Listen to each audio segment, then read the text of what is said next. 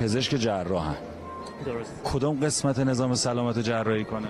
اولین جایی که باید جراحی بشه امید و انگیزه پزشکا کادر درمانه. والا اینقدر داره که من نمیدونم ولی کدوم قسمتشو بگم. اونی که اورژانسی تره. پیشگیری از بیماری ها شروع بکنیم. اینجا باید جراحی بشه. دقیقاً. جاها زیاد هست.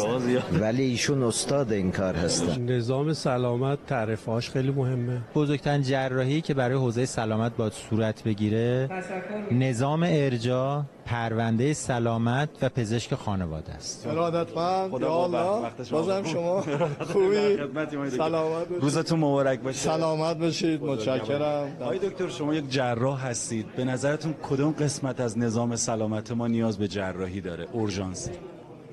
ما جراحی نمیگم جراحی باید ببری بندازی دور. درمان میتونیم بکنیم، اصلاح میتونیم بکنیم، پیشگیری میتونیم بکنیم. رئیس جمهور در همایش پزشکان عمومی ابتدا گفت توجه به فقرا و محرومین و حاشیه‌نشین‌ها از اولویت‌های ماست. درد مردم و مشکلات مردم درد و مشکل ما خواهد بود و تلاش خواهیم کرد برای این مشکلات راه حل پیدا کنیم و تصور میکنم ما اگر با هم اراده کنیم خواهیم توانست برای این مشکلات راه حل پیدا کنیم. یکی از مهمترین دغدغه‌های پزشکا معیشتشونه که رئیس جمهور هم بر اون خیلی تاکید کرد. آقای دکتر پزشکیان گفت پزشکان و پرستاران باید زندگی شرافتمندانه و آبرومندانه‌ای داشته باشند. پزشکان ما، پرستاران ما، کسانی که خدمت میکنن باید زندگی خوبی داشته باشن. دیگه نباید دغدغه اینو داشته باشن که فرض کنید نتونن بچه‌شون رو توی مدرسه ثبت نام کنن، نتونن با خیال راحت در یه جا زندگی کنن.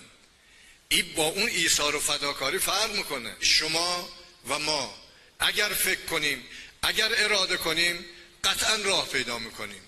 این چیزی است که بهش معتقدم، انشالله این کار رو بکنیم. رئیس جمهور جراح قلب است. طبابت رو گذاشتین کنار یا هنوز هم جاری هست؟ دیگه اصلا امکان این که بتونیم حتی بیایم بیرون رو پیدا نمی‌کنیم تا چه برسه طبابت کنیم. ان شاء الله طبابت شیرین‌تره یا ریاست جمهوری؟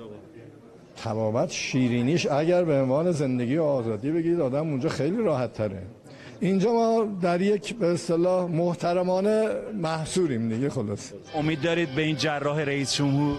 100% اگه نداشتیم که اینجا نبودیم. خوشحال هستیم که ایشون حامی طرح پزشک خانواده هستن و میخوان که از جوان‌ها در این طرح استفاده کنن. اولین شخصی است که پزشکه و ما بهش افتخار میکنیم و انشالله ملت ایران رو با این مشکلات نجات خواهد داد.